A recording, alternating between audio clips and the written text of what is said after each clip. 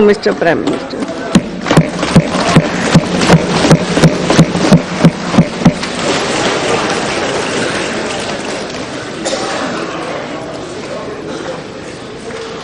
आदरणीय अध्यक्ष महोदया जी, मैं सबसे पहले राष्ट्रपति जी के प्रति आभार व्यक्त करना चाहता हूं। उन्होंने राष्ट्रपति अभिभाषण के माध्यम से न सिर्फ सदनों को लेकिन देश और दुनिया को भारत का गौरव, भारत की गरिमा, भारत की उत्तम विकास यात्रा और विश्व की भारत के पास जो अपेक्षाएं हैं वो भारत के सामान्य मानवी की जो अपेक्षाएं हैं उसकी पूर्ति करने के प्रयास, उसका एक विस्तार से बयान आदरणीय राष्ट्रपति जी ने हमारे सामने प्रस्तुत किया है। मैं उनके प्रति आदरपूर्वक धन्यवाद व्यक्त करता हूं और धन्यवाद करने के लिए मैं खड़ा हुआ। सदन की इस महत्वपूर्ण चर्चा में कई आदरणीय सदस्यों ने अपने अनुभव का, अपने विचारों का लाभ सदन को और देश को पहुंचाया है। आदरणीय श्री मल्लिकार्जुन जी,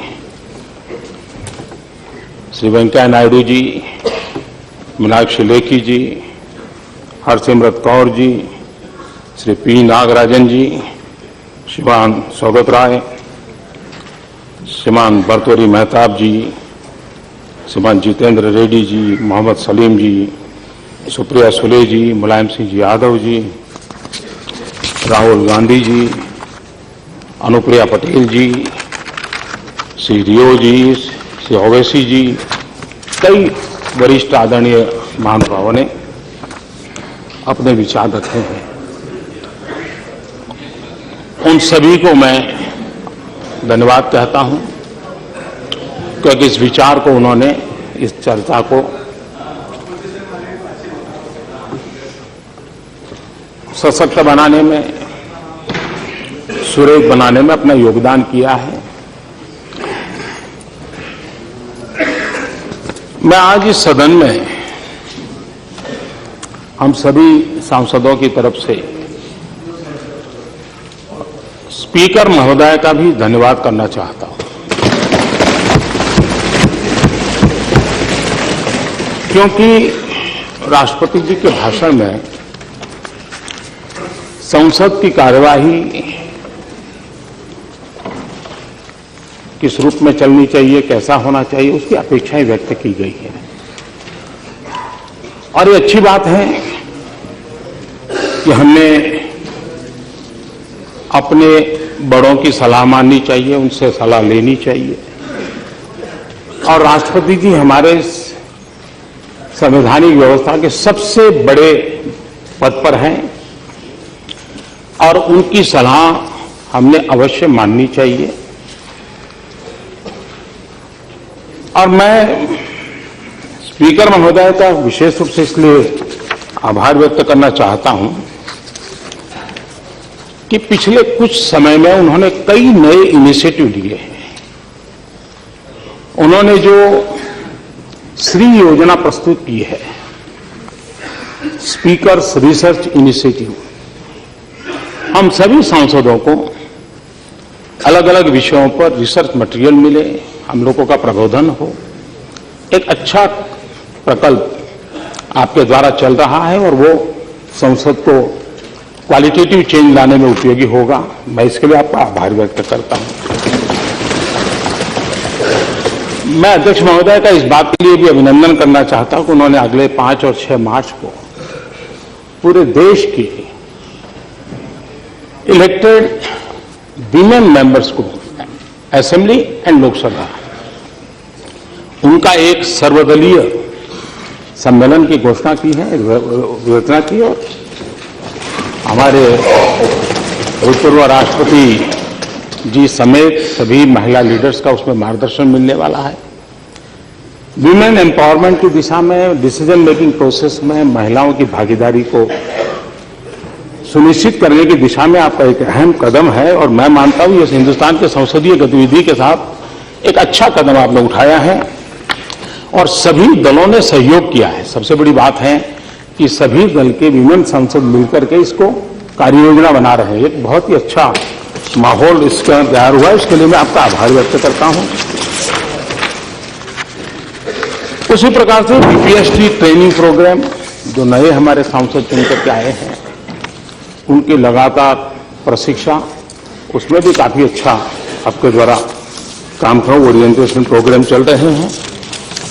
मैं इसके लिए भी आपका बहुत बहुत आभार व्यक्त करता हूं। राष्ट्रपति जी ने कहा है कि सदन बहस के लिए होता है। हम देख रहे हैं कि देश पिछले दिनों सदन में जो हुआ उससे बहुत पीड़ित भी है, चिंतित भी है। और जब सदन नहीं चलता है तो सत्ता पक्ष का नुकसान तो बहुत कम होता है, देश का नुकसान बहुत होता है, लेकिन सबसे ज्यादा नुकसान सांसदों का होता है, उसमें भी विपक्ष के सांसदों का होता है, क्योंकि उनको जनता की आवाज उठाने से रोका जाता है। और इसलिए संसद में कितने ही विरोधी विचार क्यों ना हो, कितने ही नाराजगी क्यों ना हो, लेकिन वो प्रकट होना ये आवश्यकता है। सदन एक ऐसा फोरम है जहां तर्क रखे जाते हैं, जहां तीखे जवाब दिए जाते हैं। एक ऐसा फोरम है जहां सरकार पर सवाल किए जाते हैं। एक ऐसा फोरम है जहां सरकार को अपना बचाव करना होता है, अपने पक्ष में सफाई देनी होती है। बहस के दौरान किसी को बख्शा नहीं जाता और उसकी उम्मीद भी नहीं की जानी चाहिए, लेकिन बहस के दौरान अगर सदन की गरिमा और मर्यादा बनी रहे तो हम अपनी बात और मजबूती से रख पाएंगे और साथ ही साख भी बना पाएंगे। ये उपदेश नरेंद्र मोदी का नहीं है, ये भारत के भूतपूर्व प्रधानमंत्री श्रीमान राजीव गांधी का है।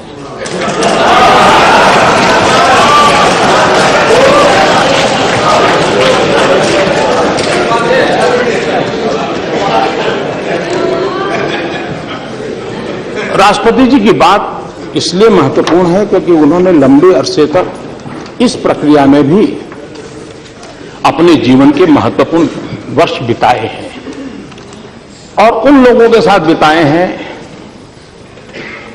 कि जिनसे ज्यादा अपेक्षा बहुत स्वाभाविक है। मैं एक और बात कहना चाहता हूं। मैं इस सदन में मौजूद सभी दलों को अहम बिल पास कराने में मदद का न्योता देता हूं। और जब मैं इस सदन कहता हूं मतलब दोनों सदन।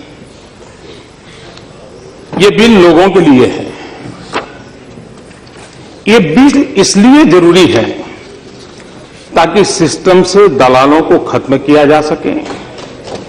ये बिल इसलिए है ताकि जमीनी स्तर पर जिम्मेदारियां बांटी जा सके। ये बिल इसलिए है ताकि प्रशासन को जवाबदेह बनाया जा सके। ये बिल इसलिए है ताकि योजनाओं में आम जनता की भूमिका बढ़ाई जा सके, सामाजिक न्याय में, विकास में उनकी भागीदारी बढ़ाई जा सके। ये बिल इस लोकतंत्र की बुनियाद को मदद करने के लिए है। ये भी नरेंद्र मोदी नहीं कह रहा, ये भी हमारे भूतपूर्व प्रधानमंत्री श्रीमान राजीव गांधी ने कहा है और हमने बड़ों की बात माननी चाहिए।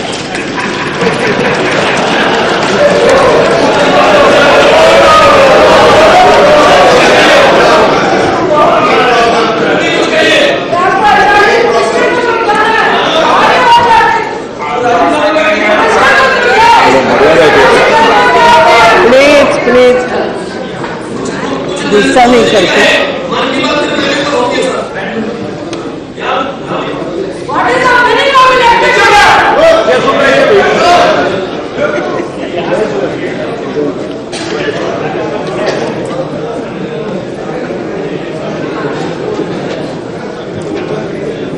सदन को रोकने के संबंध में कुछ बातों की चर्चा जरूरी लगती है।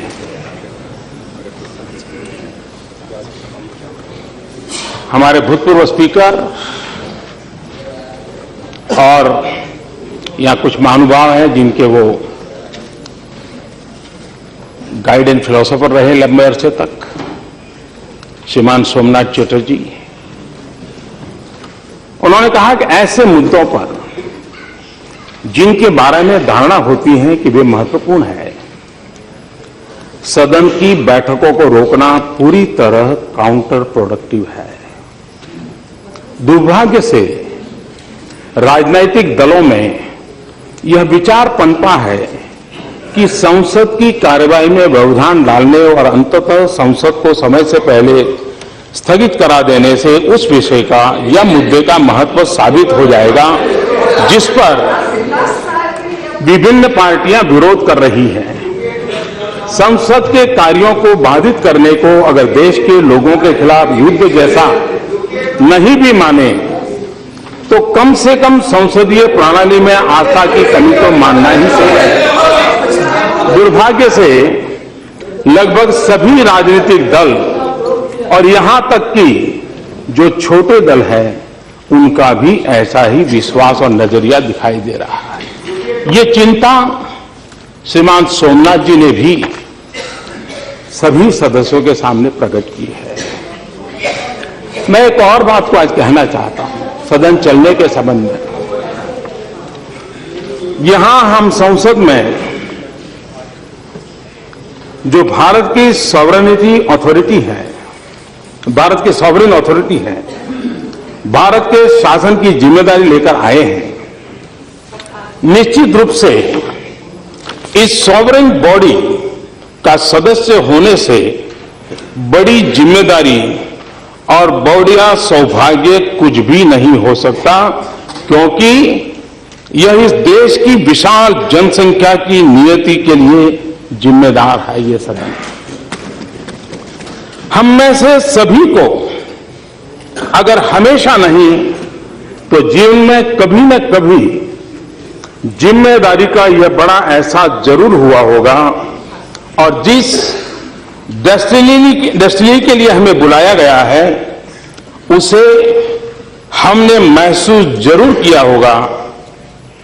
हम इस योग्य है या नहीं वह अलग मामला है।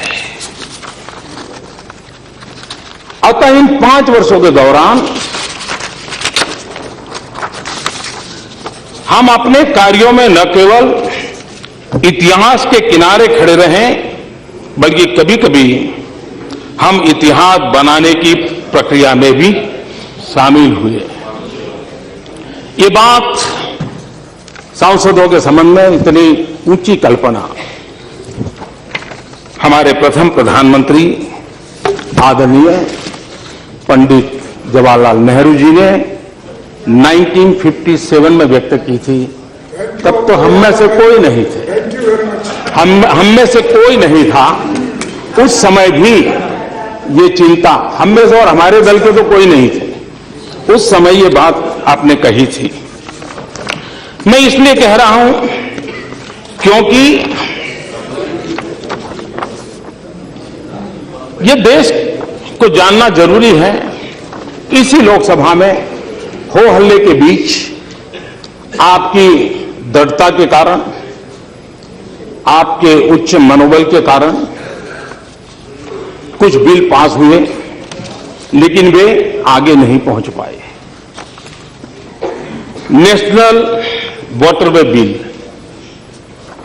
हमारे यहां जल शक्ति का कितना सामर्थ्य है, कितना उपयोग है, पानी बह रहा है, उसके लिए सरकार एक योजना लेकर के काम करना चाहती है। उसको रोक करके देश का क्या भला कर रहे हैं। मैं चाहूंगा कि जब राष्ट्रपति जी ने अपने अभिभाषण में इस बात को कहा है, उसी प्रकार से whistle blower protection amendment bill, ये वो विषय है जो हम सिटीजन सेंट्रिक कह सकें, हम जागरूक नागरिकों के अधिकारों की बात कह सकें, और इसलिए उसको रोकने के पीछे मुझे कोई तर्क नजर नहीं आता है। जीएसटी भी हम कल से सुन रहे हैं, ये तो हमारा है, ये तो हमारा है, ये तो हमारा है। ये भी तो आप ही का है, जीएसटी बिल आप ही का है, और उसको रोका जा रहा है। कंज्यूमर प्रोटेक्शन बिल, ये कौन कंज्यूमर है, उससे रोका गया है। इंसॉल्वेंसी एंड बैंक्रप्सी कोड, हम सोचें कि राष्ट्रपति जी हमारे संविधान के सबसे बड़े व्यक्ति हैं, उनकी सलाह हम जरूर मानेंगे। और जब मैं संसद की बात कर रहा हूं, तो मैं सभी आदरणीय सदस्यों से भी मेरे कुछ विचार रखना चाहता हूं। एक पहली बार सदन में आए हुए एक सांसद के विचार हैं, एक प्रधानमंत्री के विचार के रूप में न लिया जाए, लेकिन हो सकता है शायद ये चीजें काम आ जाए। आपकी कथनी और करनी में अंतर बहुत है। Thank you, thanks. आप मुझे बहुत प्रमाण पत्र 14 साल से मिल रहे, एक और सही। मैं आपका बहुत आभारी हूं और सर झुका करके आपका आदर करता हूं। मेरा एक सुझाव है, आपने 5 और 6 के तो एक अच्छा कार्यक्रम की रचना की है। इस बार 8 मार्च को हमारा सदन चलता होगा, अंतर्राष्ट्रीय महिला दिवस है। उस समय का 8 मार्च का जो एजेंडा है वही रहे, लेकिन हम तय कर सकते हैं क्या कि 8 मार्च को सिर्फ हमारे वीमेन मेंबर ही बोलेंगे। हम हमारे संसदीय गतिविधि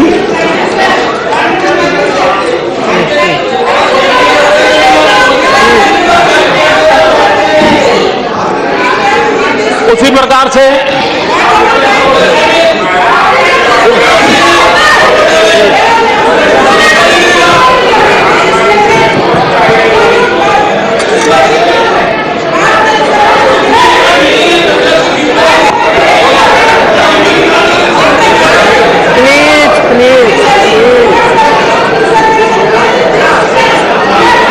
उसी प्रकार से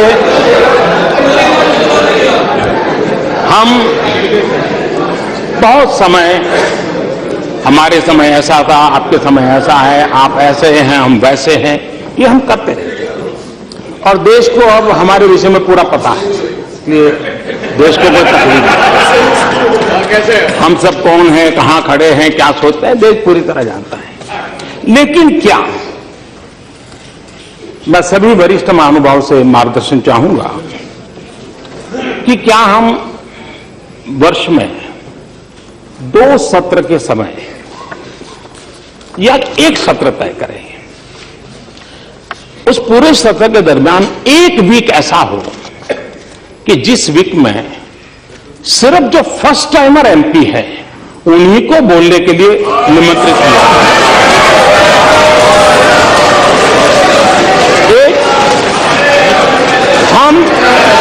हम इसलिए नहीं कि मैं फर्स्ट टाइमर हूं, लेकिन हमें एक ताजगी भरी हवा इस सदन में विचारों की आवश्यकता मुझे महसूस होती है। और मुझे भरोसा है, मैं जानता हूं जिस प्रकार से आपके कार्यक्रम में ये जो नए एमपी रुचि ले रहे हैं, इससे मुझे लगता है कि उनको अवसर देना चाहिए। वे देश के लिए बहुत सी चीजें नई हमारे सामने रख सकते हैं, उस पर हम कुछ कर सकते हैं। एक तीसरा मेरा प्लीज एक ऐसा इट इज नॉट प्रॉपर तीसरा मेरा फिर हमारे यहां यूनाइटेड नेशन ने अभी सस्टेनेबल डेवलपमेंट गोल सारे विश्व ने मिलकर के तय किया। हमारी सुषमा जी ने उसके लिए बहुत अच्छा शब्द दिया, टिकाऊ विकास लक्ष्य। हिंदी में उन्होंने अच्छा उसका ट्रांसलेशन किया, सस्टेनेबल। ये तय होता है, सरकारें जाती हैं, अपना व्यू रखती हैं। क्या कभी सदन के सभी लोग सैटरडे को एक दिन ज्यादा बैठे कभी, और एक सत्र के दरमियान 1 या 2 दिवस हम सब मिलकर के अंतर्राष्ट्रीय जगत में जो सस्टेनेबल डेवलपमेंट गोल तय हुए उसमें भारत की जो भूमिका है उसको चरितार्थ करने के लिए क्या कर सकते हैं, हम कोई बहस कर सकते हैं। हमारे अपने एजेंडा के काम है बहुत, लेकिन कोई पल हो जिसमें कोई राजनीति हो, सिर्फ राष्ट्रनीति, सिर्फ मानवतावाद, इसको लेकर के कुछ कर सकते हैं क्या? मैं आशा करूंगा कि इस पर सोचा जाए। उसी प्रकार से मैं 3 विषयों को या 3 और बातों को आज आपके सामने प्रस्तुत करना चाहता हूं। सरकार ये हो या सरकार वो हो, लेकिन ये बात न माननी पड़ेगी, भले शिक्षा ये राज्यों का विषय हो, लेकिन हमारी प्राथमिक शिक्षा का स्तर ये बहुत ही चिंता का विषय है, पीड़ा का विषय है। अगर हमारे देश की इन बालकों की जिंदगी पर हम ध्यान नहीं देंगे तो क्या होगा? उसी प्रकार से हम एनवायरमेंट, ग्लोबल वार्मिंग, COP21 ये सब करें, जरूर करेंगे, लेकिन पानी ये हमारे सामने एक बहुत बड़ा सामाजिक जिम्मेवारी का काम है। उसी प्रकार से एक विषय जिससे हम सब लोग डरते हैं,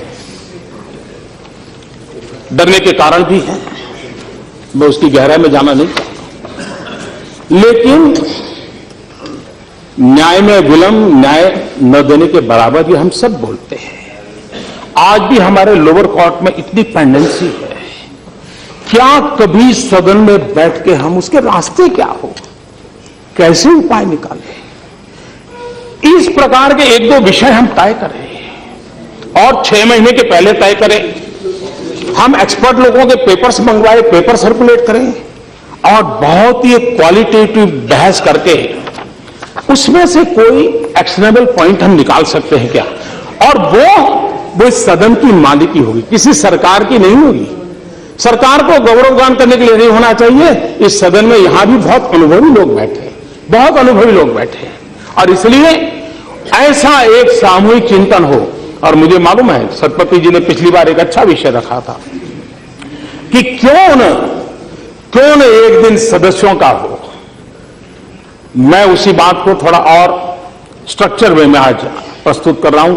मूल ये विचार मेरे मन में सतपति जी का भाषण सुना तब आया था और इसलिए मैं चाहूंगा कि हम अगर इन चीजों को कर सकें तो शायद होगा। कभी कभी सदन को रोकने के संबंध में या हो हल्ला कर करके काम में रुकावटें करने से एक सार्वजनिक चर्चा होती है, ये होती है कि हम लोग कहेंगे देखो सरकार को काम नहीं करने देते, वो कहेंगे कि देखो सरकार हमको सुनती नहीं है।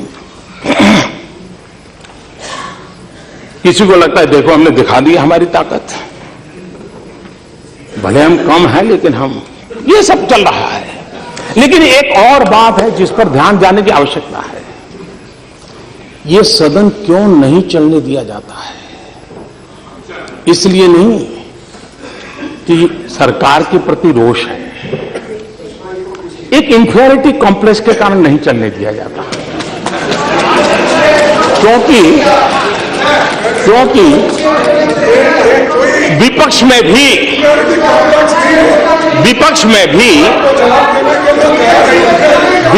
भी ऐसे होनहार सांसद है, ऐसे तेजस्वी सांसद है और मैं मानता हूं उनको सुनना, उनके विचार अपने आप में एक बहुत बड़ी एसेट है। लेकिन अगर सदन चलेगा तो उनको बोलने का अवसर मिलेगा। अगर वो बनेंगे, बोलेंगे तो बहुत उनकी जय जयकार होगी। तब हमारा क्या होगा, ये चिंता सता रही है। ये इंफ्रारिटी है कि विपक्ष के सामर्थ्यवान सांसद न बोल पाए, विपक्ष के सामर्थ्यवान सांसदों की प्रतिभा का परिचय देश को न हो। इसलिए ये सरकार को रोकने वाली बात तो अपनी जगह पे है, लेकिन विपक्ष में कोई ताकतवर बनना नहीं चाहिए, कोई होनहार दिखना नहीं चाहिए। इस इंफीरियरिटी कॉम्प्लेक्स का परिणाम है। इसलिए बहुत, अब जैसे इस बार संसद चला तो मैंने देखा कितने तेजस्वी लोग हैं हमारे पास, कितने शानदार विचार रखते हैं जी। पिछले 2 सदन में उनका कोई लाभ ही नहीं मिला। और इसलिए ये मैं समझता हूं कि बहुत आवश्यक है। और मैं देख रहा हूं बहुत स्टडी करके आते हैं। हमारे विपक्ष के भी छोटे छोटे दल के सदस्य हैं, 4 मेंबर होंगे, 3 मेंबर होंगे, और कुछ लोग मनोरंजन भी करवाते हैं।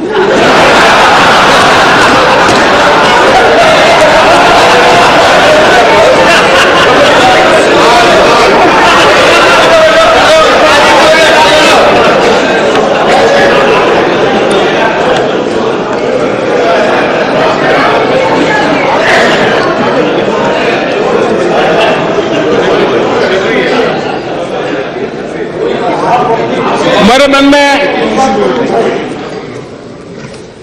जब मैं कुछ पढ़ता रहता हूं तो कुछ बातें अच्छी लगती हैं। हम लोग किसी की मजाक नहीं उड़ानी चाहिए। मेक इन इंडिया की मजाक उड़ा रहे हैं ना, मेक इन इंडिया की मजाक उड़ा रहे हैं। ये मेक इन इंडिया देश के लिए है। हाँ, सफल नहीं हुआ तो सफल होने के लिए क्या करना चाहिए, सफल होने में क्या कमियां हैं उसकी चर्चा होनी चाहिए। लेकिन मैं एक बात कहना चाहता हूं, और मुझे लगता है जाने ऐसा क्यों है कि हम लोग अपने देश की इमेज ऐसे बनाते हैं जैसे हम भीख का कटोरा लेकर के निकले हो,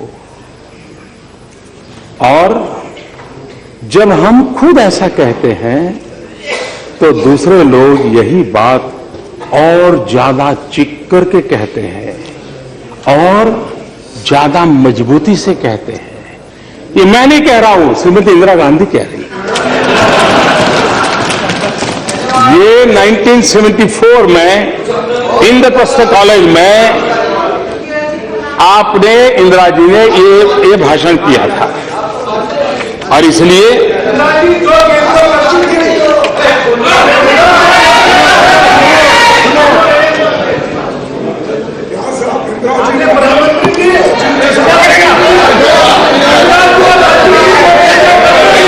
ये भी बात है कि हम कोई भी नई योजना लाए, नई तरीके से लाए, तो कुछ लोगों को उम्र तो बढ़ती है लेकिन समझ नहीं बढ़ती है, तो समझने में बड़ी देर लगती है। कुछ लोगों का ऐसा रहता है, और इसलिए चीजें समझने में बड़ा समय जाता है। कुछ लोग तो समय बीतने के बाद भी चीजें समझ नहीं पाते, और इसलिए अच्छा लगता है विरोध करें, तो वो विरोध करना अपना तरीका ढूंढते रहते हैं। और इसलिए मैं एक पीड़ा कहना चाहता हूं, हमारे देश में बहुत सी दिक्कतें हैं, ज्यादातर ऐसी है जो बहुत पुरानी है। गरीबी, पिछड़ापन, अंधविश्वास, कुछ गलत परंपराएं, कुछ समस्याएं विकास और तरक्की के साथ भी आई हैं। लेकिन इस देश की सबसे बड़ी चुनौती है तेजी से हो रहे बदलाव का विरोध।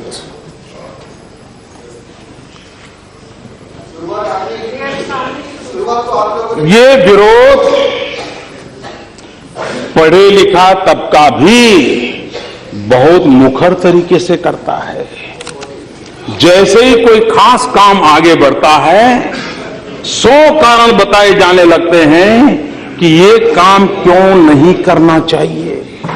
मुझे लगता है कि एक मजबूत और ऊंची दीवार ने हम सबको चारों तरफ से घेर के रखा है। कितनी सटीक बात है। ये 1968 में इंदिरा गांधी ने कही थी।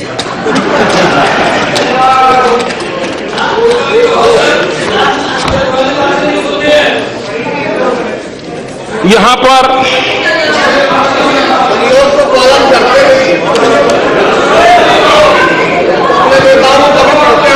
पर कोई भी बात आई तो कहा जाता है कि ये तो हमारे समय का है, ये तो हमारी देन है। कुछ बातें ऐसी हैं जो आप ही की तो देन है। अब हमने एक अभियान चलाया स्कूलों में टॉयलेट बनाने का। अब आपकी बात सही है कि मोदी जी, अगर हमने हमारे कार्यकाल में सभी स्कूलों में टॉयलेट बना दिए होते तो तुम क्या करते? ये तो हमने नहीं बनाए, इसलिए तुमने 4 लाख बनाए। ये आप ही की तो देन है।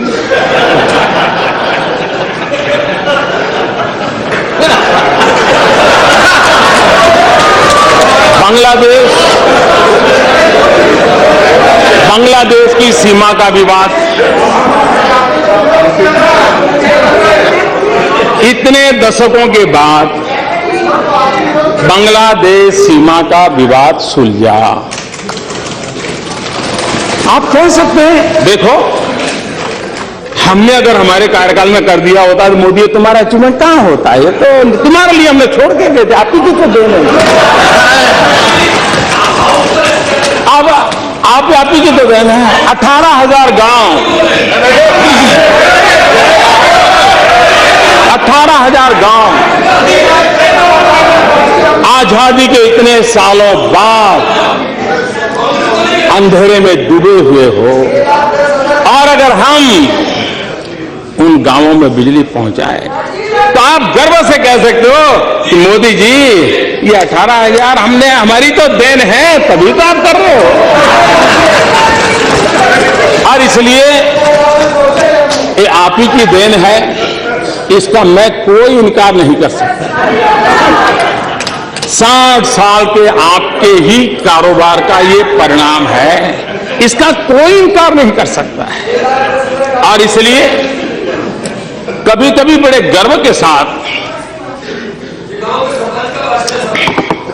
मनरेगा की चर्चा होती है, मनरेगा की चर्चा होती है।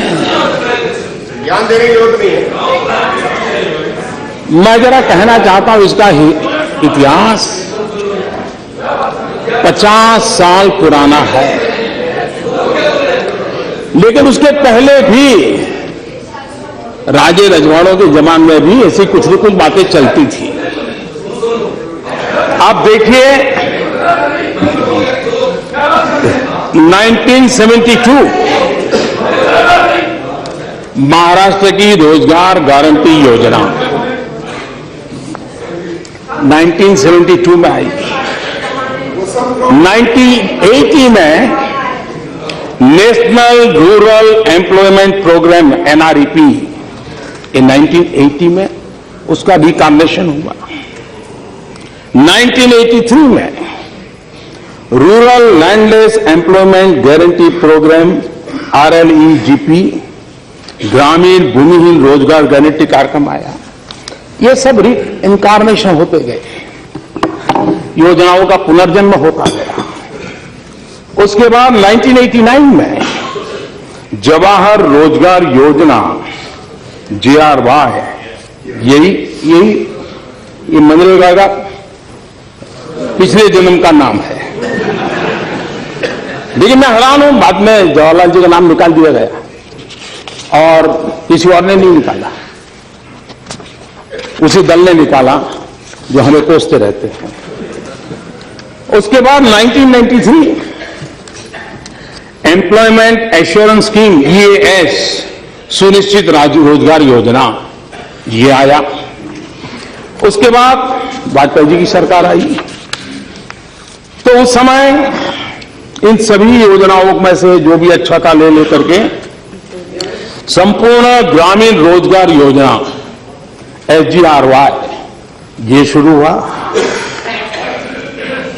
2004 में फिर उसमें इनकार्नेशन हुआ।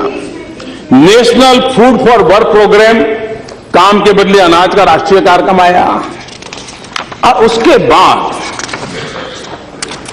इसने नया रूप 2006 में लिया मनरेगा। और इसलिए पहले नरेगा और फिर कुछ एक नया ज्ञान हुआ तो फिर वो मनरेगा हुआ। तो ये गरीबों की भलाई के लिए कुछ न कुछ योजनाएं लगातार चलती रही है। ये बात सही है कि आप बड़े सीना तान करके कह सकते हो कि मोदी जी चुनाव में भाषण करना अलग चीज है, तुम कहते हो गरीबी हटाओगे, लेकिन तुम्हें मालूम नहीं हम कौन है। अरे हमने गरीबी की जड़ें इतनी जमा दी हैं, इतनी जमा दी। मोदी तुम उखड़ जाओगे लेकिन उखड़ से उखाड़ नहीं पाओगे। ये बात सही है कि मुझे यहां आने के बाद पता चला कि इतनी जड़ें जमाई हैं आपने, इतनी जड़ें जमाई हैं आपने। और इसलिए मैंने पिछली बार भी कहा था, इस बात का कोई इनकार नहीं करेगा कि इस देश के 60 साल के कार्यकाल में अगर हम गरीबों का भला कर पाए होते तो आज मेरे देश के गरीबों को मिट्टी उठाने के लिए गड्ढा खोदने के लिए मजबूर नहीं होना पड़ा। ये हमारा सफलता का स्मारक नहीं है, ये हम सबको स्वीकार करना होगा। और इसलिए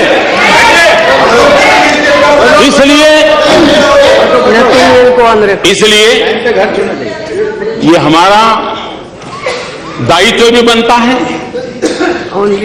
कि ये जो क्रमिक विकास चला है इस योजना का, उसको और अच्छी बनाए और उस जिम्मेवारी को निभाने का हम प्रयास कर रहे हैं। लेकिन ये बात स्वीकार करनी होगी कि हम उस हालत पर देश को लाए हैं, इवन स्किल लेवल को भी अनस्किल होने में मजा आने लगा है। और इसलिए मैं जब कहता हूं कि हमारी विफलताओं का स्मारक है, इसका मतलब यही है कि गरीबी न होती तो इस नरेगा या मनरेगा की जरूरत नहीं होती। लेकिन यह सच्चाई है और मैंने आकर के देखा कि ऐसी गरीबी की जड़ों को जमा दिया गया है तो उसको उखाड़ फेंकने के लिए मुझे भारी मेहनत करनी पड़ रही है।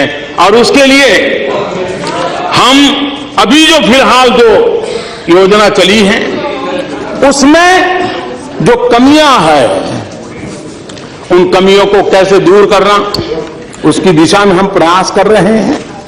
मैं आज आदरणीय खड़गे जी ने कहा था कि मनरेगा में भ्रष्टाचार बहुत है। मैं आपके साथ 1000% सहमत हूं, मुझे इसका कोई विरोध नहीं है। आप 2012 के CAG की रिपोर्ट को देख लीजिए, क्या ऑब्जर्वेशन किए हैं, कैसे भ्रष्टाचार ने इसके साथ जड़ें जमा दी हैं, कैसे गरीबों के नाम पर रुपये लूटे जा रहे हैं, इसकी उसमें चर्चा है। 2012 के CAG रिपोर्ट में चर्चा है। और इसलिए हमने उसमें से कुछ सीखने का प्रयास किया है और हम बहुत कुछ सीखना चाहते हैं और सीखने का प्रयास करके उसमें जो चीजें थी उसमें से बाहर निकाल करके फुल प्रूफ कैसे बने, जरूरतमंदों को कैसे मिले, उस पर काम करेंगे। CAG ने एक बहुत बड़ा ऑब्जर्वेशन किया है और वो चौंकाने वाला है। हमारे देश में जिन राज्यों को हम गरीबों की श्रेणी में गिनते हैं, जहां गरीबों की संख्या ज्यादा है, सीएजी ने लिखा है कि जहां गरीबों की संख्या कम है और कुल मिलाकर के शासन व्यवस्था थोड़ी सुचारू रूप से चली है, ऐसे राज्यों में नरेगा का, मनरेगा का मैक्सिमम उपयोग हुआ है।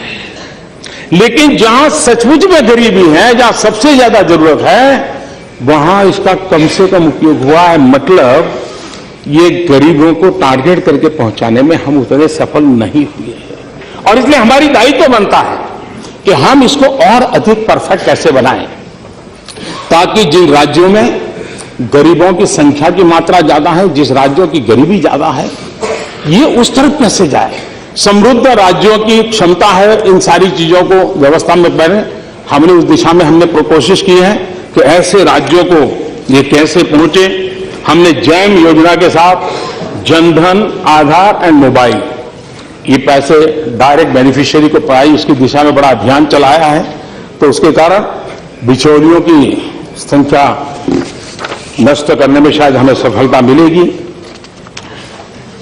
और इसलिए मैं समझता हूं कि ये जिस मनरेगा का हम इतनी बड़ी तारीफ करते हैं, सीएजी ने कहा है कि 7 साल के बाद भी 5 राज्य ऐसे थे जिन्होंने रूल्स भी नहीं बनाए। और दुख इस बात का है कि उन 5 राज्यों में 4 वो थे जो इस मनरेगा के गीत गाते हैं, कि जिन्होंने 7 साल के बाद भी रूल्स नहीं बनाए थे। और इसलिए इवन यूनियन टेरिटरीज, उसमें भी ये कठिनाई ध्यान में आई है। उसी प्रकार से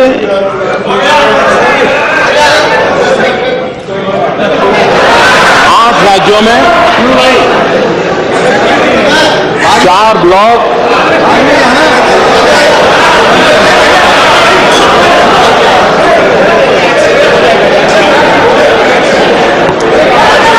ये ऐसा मत प्लीज, नहीं ये ठीक नहीं, प्लीज प्लीज, ये अच्छा नहीं, ये अच्छा नहीं।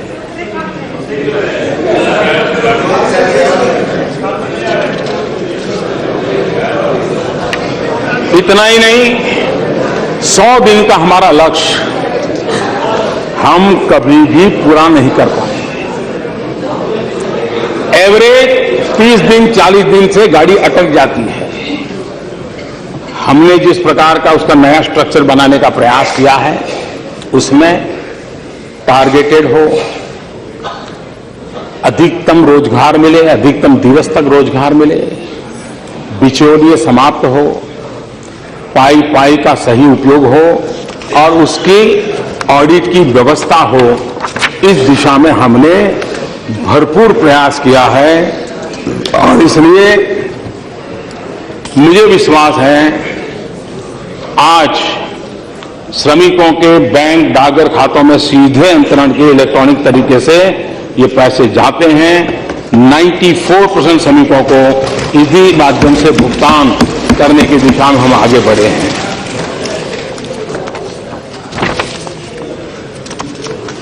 दूसरी तरफ कभी न कभी ये सदन सिर्फ इस ईर्ष्या भाव से काम करने के लिए नहीं है कि मेरे से तेरी सफेद ज्यादा, सर्ष ज्यादा सफेद क्यों है। ये ईर्ष्या भाव के लिए नहीं है। मैं मानता हूं जो आलोचना हो रही है हमारी, माननीय अध्यक्षा जी, आलोचना इस बात के लिए नहीं हो रही है कि हमने कुछ गलत किया है। चिंता इस बात की है कि तुम हमसे अच्छा क्यों कर रहे हो, कैसे कर रहे हो, ये चिंता का विषय सता रहा है और इसलिए परेशानी हो रही है। जो 60 साल में नहीं कर पाए वो आप कैसे कर लेते हो, ये चिंता का विषय है। और योजनाएं कैसी होती है, लंबे अरसे तक कैसा लाभ करती है। इस देश के इंटेलेक्चुअल क्लास को भी मैं निमंत्रित करता हूं कि 2 योजनाओं का एक कंपैरेटिव स्टडी करने की जरूरत है। एक अटल जी के समय शुरू हुई प्रधानमंत्री ग्रामीण सड़क योजना, और दूसरी ये हमारी मनरेगा। आप एनालिसिस देखोगे, प्रधानमंत्री ग्राम सड़क योजना का उन राज्यों को सबसे ज्यादा लाभ मिला है जो कुल मिलाकर के गरीबी की श्रेणी में आते हैं। रोड बनता है तो रोजगार भी आता है, रोड बनता है तो सुविधा भी आती है, और उसके कारण एजुकेशन में, हेल्थ में, व्यापार में भी एक बदलाव आया है। प्रधानमंत्री ग्राम सड़क योजना में भी भारत सरकार के पैसे गए, मनरेगा भी गए, लेकिन एसेट क्रिएशन हुआ, और इसलिए उसमें से सीख करके हम मनरेगा को भी एसेट क्रिएशन के पर बल दे रहे हैं। उसमें भी पानी पर सबसे ज्यादा हम बल दे रहे हैं, और उसका परिणाम मिलेगा ऐसा मैं मानता हूं, और हम कोशिश कर रहे हैं। हमारे मल्लिकार्जुन जी ने फूड सिक्योरिटी बिल को लेकर के, एक्ट को लेकर के, और मैंने देखा है कि गुजरात की बात आए तो बड़ा ही मजा आ जाता है, बड़ा आनंद आ जाता है, और फिर कहने को और कुछ होता नहीं तो घूम फिर करके। तो ये आपकी बैंकरप्सी है, मैं जानता हूं कि आपके पास और कुछ है नहीं, लेकिन मैं बताना चाहता हूं कि जिस राष्ट्रीय खाद्य सुरक्षा कानून के आप इतने गीत गाते हैं और हमें बार बार सुनाते हैं कि हम लाए, हम लाए, हम लाए, हम 2014 मई में आए। अध्यक्ष महोदय जी, मई 2014 तक सिर्फ 11 राज्यों ने हड़बड़ी में उसमें जो अपेक्षाएं थी ऐसी किसी व्यवस्था को पूर्त किए बिना कागज पर लिख दिया था कि स्वीकार करें। जिस बात को लेकर के हम इतनी बातें करते हैं उसकी ये दुर्दशा थी। इतना ही नहीं, आज मैं अभी जो खड़ा हुआ हूं ना, तब की मैं बात बताना चाहता हूं। आज भी 4 राज्य ऐसे हैं, कुल 8, 4 राज्य ऐसे हैं जिसमें आज भी ये फूड सिक्योरिटी एक्ट का नामो निशान नहीं है, और उसमें आपके द्वारा शासित राज्य है केरल, मिजोरम, मणिपुर, अरुणाचल प्रदेश, और इसलिए गुजरात ने अब कर लिया, और उन्होंने जिन बारीकियों को पूरा किया है जरा स्टडी करने जाना चाहिए। आपने जाना, आपकी एक पूरी टीम भेजिए। आप केरल में चुनाव में जा रहे हो, आप ताम झाम से बातें कर रहे हो, केरल की जनता आपसे जवाब मांगेगी कि आपने ये जिस एक्ट को लेकर के इतनी बड़ी बातें की, केरल उस एक्ट से वंचित क्यों रखा है, अरुणाचल प्रदेश क्यों रखा था, मिजोरम क्यों रखा था, मणिपुर क्यों रखा था। 8 राज्य बाकी, उसमें 4 राज्य आपके हैं, और इसलिए मैं कहना चाहता हूं कि हम कहते बहुत हैं, लेकिन कभी कभी आप सभी महानुभाव, जब प्रधानमंत्री फसल बीमा योजना की बात आई थी तो जब वेंकैया जी बोल रहे थे तो हमारे सौगत राय जी खड़े हो गए थे। वैसे वो फटाफट खड़े हो जाते हैं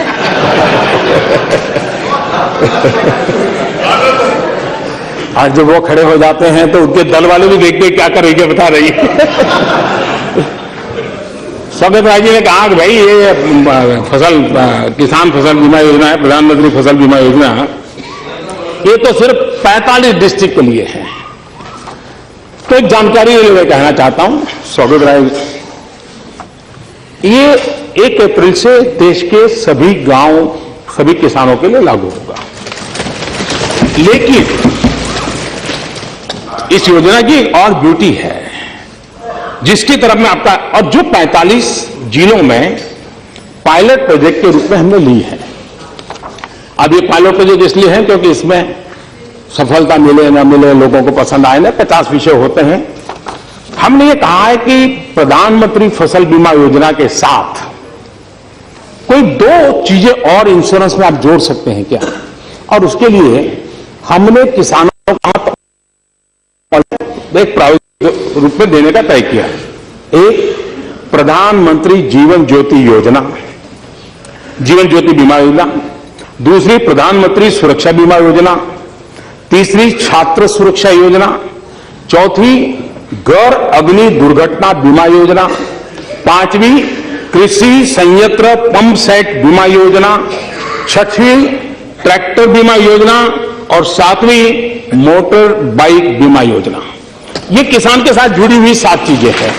अगर वो फसल बीमा के साथ क्या उसको सूट करता है इसमें कोई 2 चीज लेना, तो कम प्रीमियम में उसको एक अतिरिक्त बेनिफिट मिल जाए, तो उसके पंप खराब हो जाते हैं। इसलिए प्रायोगिक रूप से इंश्योरेंस कंपनियों को जरूर दिक्कत हो रही है, लेकिन मैंने बड़ा आग्रह किया है। एक प्रयोग है, मैं सांसदों से भी आग्रह करूंगा कि इस पर वो जरा तराश है, अगर ठीक लगे तो आगे बढ़ाएंगे, नहीं लगा तो छोड़ देंगे। लेकिन इस तर्थ में था 45 डिस्ट्रिक्ट वाला ट्रायल, वो प्रधानमंत्री फसल बीमा योजना से वो नहीं था। कभी कभी कहा जाता है कि ये तो हमारा था, ये तो मैं कैसे कह सकता हूं रेल मैंने शुरू की। आप कह सकते हैं, आप तो कुछ भी कह सकते हैं, हम में वो हिम्मत नहीं है।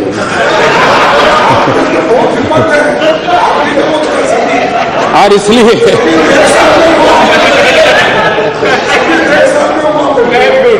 यूपीए के 10 साल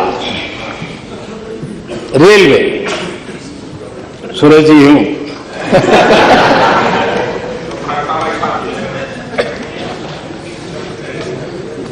औसत सालाना खर्च रेलवे के डेवलपमेंट के लिए 9,291 करोड़ रुपीस।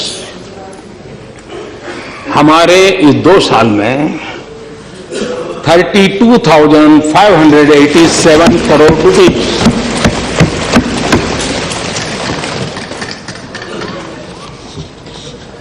प्रति वर्ष औसत लाइनों का कमीशनिंग, हमने लाइनें कितनी बिछाई? यूपीए 1 एवरेज है 1,477 किलोमीटर। यूपीए 2 थोड़ा सुधार हुआ 1,520 किलोमीटर। NDA 2,292, round about 2,300। काम कैसे होता है, गति कैसे लाई जा सकती है, एक परफॉर्म करने वाली सरकार कैसी होती है, संसाधन यही थे, रेल की प्रक्रिया वही थी, डिपार्टमेंट वही थे, मुलाजिम वही थे, कानून व्यवस्थाएं वही थी। ये जीता जागता उदाहरण, और मैं हर क्षेत्र में ये दिखा सकता हूं। लेकिन राष्ट्रपति जी के भाषण के संदर्भ में और अधिक न कहते हुए मैंने ये कहा है, एक विषय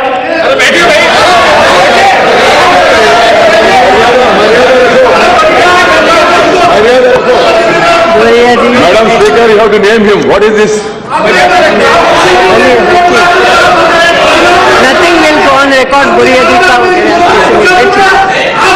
yes, please. बुरिया जी मत बोलिए ज्यादा, मैं तो यहाँ बैठी हूँ आपके क्षेत्र की।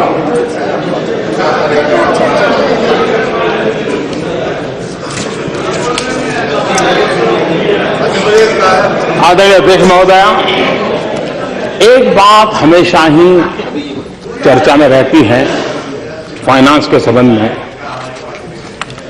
वो ये रहती है कि राज्यों को पैसा कम कर दिया, दिखना किया, फलाना किया। एक ऐसी पवित्र जगह है कि मुझे देश के सामने चीजें रखना बहुत जरूरी लगता है। 14वें वित्त आयोग की अनुशंसा के बाद 2015-16 से राज्यों को 2014-15 की तुलना में केंद्र से अधिक वित्तीय संसाधन दिए जा रहे हैं। राज्यों को वित्तीय संसाधन 3 मुख्य हेडिंग के अंतर्गत दिए जाते हैं। केंद्रीय करों में राज्य का सरकार का हिस्सा, नॉन प्लान ग्रांट्स एवं राज्यों के प्लान के लिए केंद्र की सहायता। केंद्र से राज्य सरकारों को वर्ष 2014-15 में कुल 6,78,819 करोड़ रुपए की राशि दी गई थी। रिवाइज्ड एस्टीमेट 2015-16 के अनुसार राज्यों को 8,20,133 करोड़ रुपए की राशि दी गई। 2015-16 की राशि 2014-15 की राशि से 1,41,314 करोड़ रुपए 1,41,314 करोड़ रुपए ज्यादा है। इन तीनों हेडिंग के अंतर्गत मिल रही राशि पिछले वर्ष की तुलना में 20.8% ज्यादा है। और इसलिए ये जो बिना कारण हकीकतों को न कहते हुए बिना कारण चीजें चलाने की जो कोशिश हो रही है, मैं समझता हूं कि उसको जरा समझने की आवश्यकता है। की बात चाहते हैं। उसी प्रकार से हमारा देश लोकतंत्र से विश्वास करने वाला देश रहा है, लोकतंत्र के लिए प्रतिबद्ध देश रहा है। लेकिन हम जानते हैं इस देश में सार्वजनिक जीवन में हम सब लोग आंसरेबल हैं। कोई भी व्यक्ति हमें सवाल पूछ सकता है, पूछने का उसका हक है। लेकिन कुछ है जो जवाबदेह नहीं है, न ही कोई उनको पूछने की हिम्मत करता है, न ही उनको कुछ कहने की किसी की ताकत है।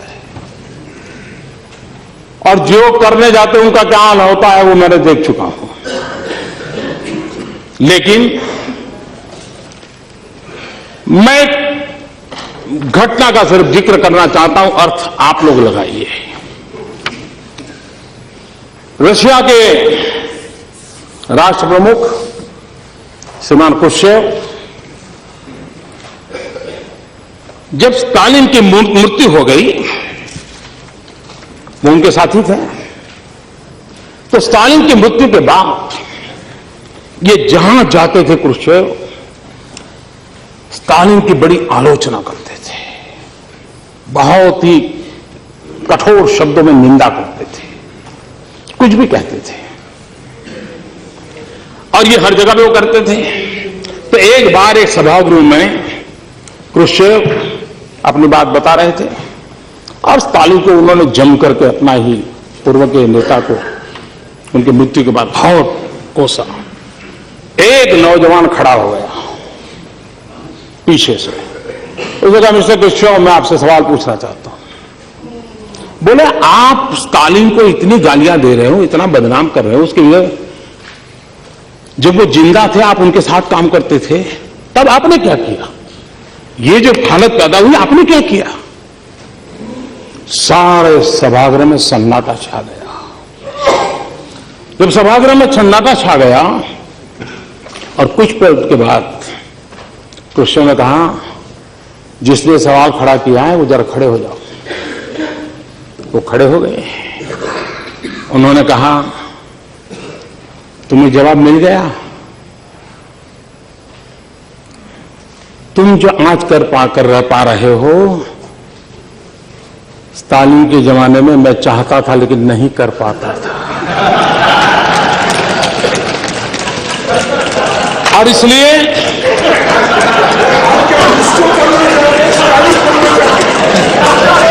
इसको समझने में देर लगेगी, लेकिन इसमें कोई बादाम काम नहीं आएगी। आपको तो शायद थोड़ा समझ आ जाएगा, औरों के लिए मैं नहीं कह सकता। हमारे यहां कभी कभी शास्त्रों में, लोकोक्तियों में कई बातें बड़ी अच्छी कही जाती है और उसमें पर उपदेश कुशल बहु तेरे जे आचर ही ते नर न घनेरे। दूसरों को उपदेश देने की कुशलता वाले तो बहुत सारे लोग हैं, परंतु जो खुद वैसा आचरण करे वैसे लोगों की संख्या बहुत कम है। मैं लगातार आप सबके जरा उपदेश सुनता रहा हूं, सलाह सुनता रहा हूं, आलोचना झेलता रहा हूं, आलोचना से ज्यादा आरोप सह रहा हूं। ये सब चल रहा है और मुझे क्या हुआ है कि 14 साल के काम काफी कुछ मैं इससे जीना सीख चुका हूं, इससे जीना सीख चुका हूं। लेकिन ये देश उस बात को कभी नहीं भुला सकता है। अध्यक्ष महोदय, 27 सितंबर 2013 हमारे देश के सम्मानीय प्रधानमंत्री डॉक्टर मनमोहन सिंह जी अमेरिका में थे। अमेरिका के राष्ट्रपति के साथ उनका बायलैटरल टॉक होना था। देश के सम्मानीय नेता थे। हिंदुस्तान की कैबिनेट जिसमें फारूक अब्दुल्ला साहब बैठते थे, एंटनी साहब बैठते थे, शरद पवार साहब बैठते थे, इस देश के गणमान्य वरिष्ठ अनुभवी नेता बैठते थे। उस कैबिनेट ने जो निर्णय किया, उस निर्णय को 27 सितंबर 2013 पत्रकार परिषद में फाड़ दिया गया था। ऑर्डिनेंस को फाड़ दिया गया था। अपनों से बड़ों का मान, सम्मान, आदर मैं बहुत आदरणीय अध्यक्ष महोदया, मुलायम सिंह और हम दो छोर पे खड़े नेता है। मेरी एक बात को वो नहीं स्वीकार सकते, मैं उनकी एक बात को नहीं स्वीकार सकता, एक्सेप्ट लोहिया जी के विचार, क्योंकि मैं ऐसी जगह पे पैदा हूं, मुझे लोहिया जी पसंद आना बहुत स्वाभाविक था। लेकिन मुलायम सिंह जी ने जनता को वादे करते हुए अपना एक पर्चा निकाला हुआ था कि हम बिहार के, उत्तर प्रदेश के लिए ये करेंगे, ये करेंगे। मुलायम सिंह जी हमें पसंद हो या न हो, लेकिन बहुत बड़े वरिष्ठ नेता हैं। सार्वजनिक सभा में मुलायम सिंह के विचारों को फाड़ दिया जाए और फिर मुझे बार बार याद आता है, पर उपदेश कुशल बहु तेरे, जे आचार हिते नर न घनेरे। आदरणीय अध्यक्ष महोदय जी,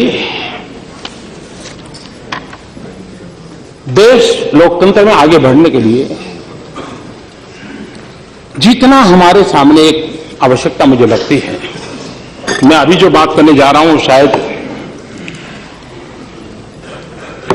हम सबको पसंद आएगी। मैं छोटा था तो मैं जिस गांव में बड़ा हुआ, हमारे यहां एक एमएलए थे, वो कभी हारते ही नहीं थे, हम हमेशा जीतते थे। लेकिन वो जाते थे ट्रेन में तो हम भी कोशिश करते उनको चाय पिलाएं, क्योंकि वरना कोई मुसीबत आ जाए रेलवे में तो हम उनको संभालते थे। तो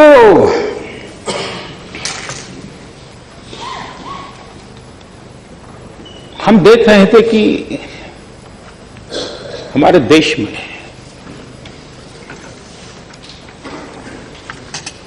उनसे कभी मैंने एक बार शब्द सुना, एलएक्यू। अब हमें एलएक्यू क्या होता है समझ नहीं था, लेकिन जब आगे दिन बीतते गए तो पता चला वो एलएक्यू वाला वो था। मैं देख रहा था कोई एलएक्यू आ जाए तो पूरी गवर्नमेंट मशीनरी कांप जाती थी, नीचे से ऊपर तक अफसर परेशान रहते, क्योंकि असेंबली में या संसद में सवाल आ गया। एक घबराहट का माहौल था। सदन में भी कभी किसी सब्जेक्ट की डिबेट होती थी तो अफसरों को चिंता रहती थी, पता नहीं क्या होगा। हमारे लोकतंत्र में और संसदीय कार्रवाई को हम कहां ले गए कि आज न हमारे सांसदों के सवालों से प्रशासन के किसी भी अफसर को पसीना आता हो, चिंता नहीं होती। हमने हमारी इस कार्यवाही को कहां ले गए कि हमारे अफसरों को कोई डर नहीं रहा है। ये सवाल इस सरकार का उस सरकार का नहीं है। कालक्रम से ये डिटोरिएशन हुआ है।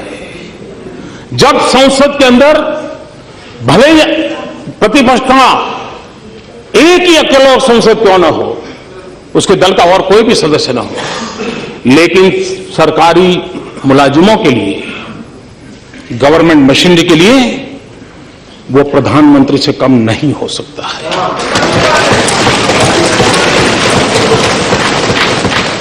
लेकिन आज मैं चाहता हूं हम लोग तय करें,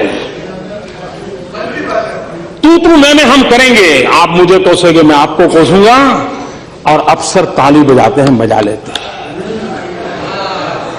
ये लंबे अरसे की बीमारी आई है। इस सदन में विपक्ष का शब्द की उनके लिए महत्वपूर्ण है। एक जनप्रतिनिधि है, ये देश के लोग हैं। ये स्थिति लानी है तो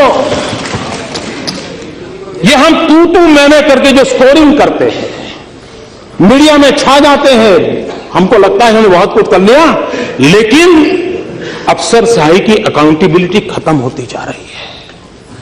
लोकतंत्र में हम लोग तो हर 5 साल जनता को हिसाब देंगे, आएंगे नहीं आएंगे चलता रहेगा, लेकिन उनका हिसाब लेने के लिए यही एक जगह है।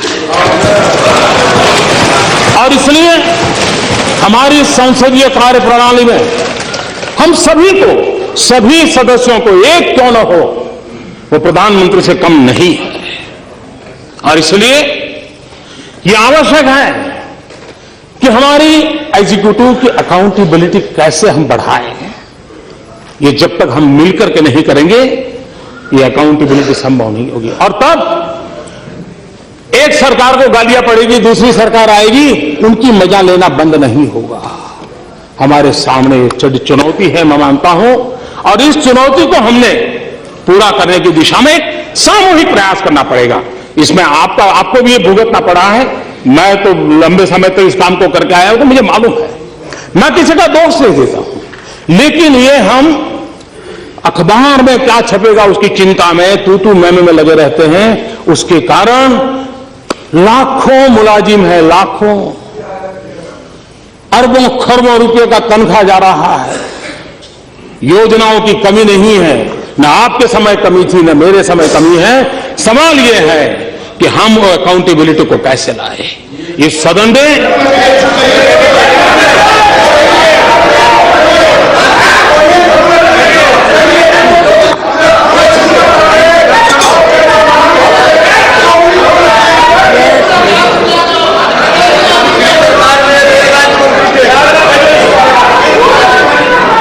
एक और बात है, भारत जैसे लोकतंत्र में हम देश के नागरिकों को अफसरशाही के भरोसे नहीं छोड़ सकते। हमें हमारे 125 करोड़ देशवासियों पर भरोसा करना होगा, उस पर हमें विश्वास करना होगा।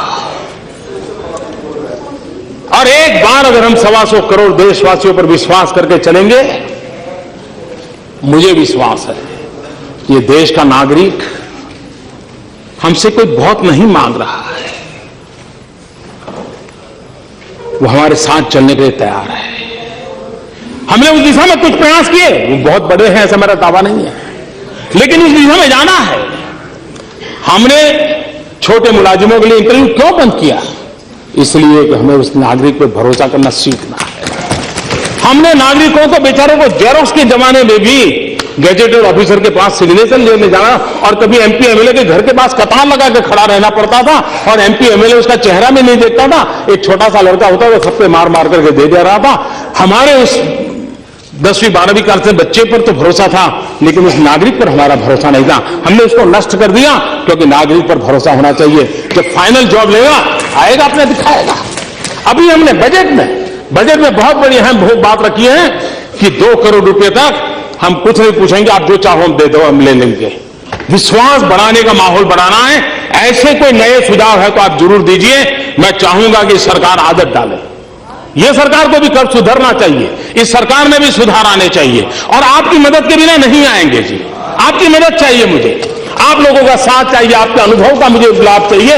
मैं नया हूं, आप अनुभवी लोग हैं, आइए कंधे से कंधा मिलाकर के हम चलें और कुछ अच्छा काम कर करके देश के लिए दे करके जाएं। सरकारें आएगी जाएगी, लोग आएंगे जाएंगे, बिगड़ती बनती बात चलेगी कि देश अजरा अमर है, देश रहने वाला है और देश की पूर्ति के लिए हम लोग काम करें। इसी एक अपेक्षा के साथ फिर एक बार राष्ट्रपति जी को आदरपूर्वक मैं अभिनंदन करता हूं, उनका धन्यवाद करता हूं। बहुत बहुत धन्यवाद।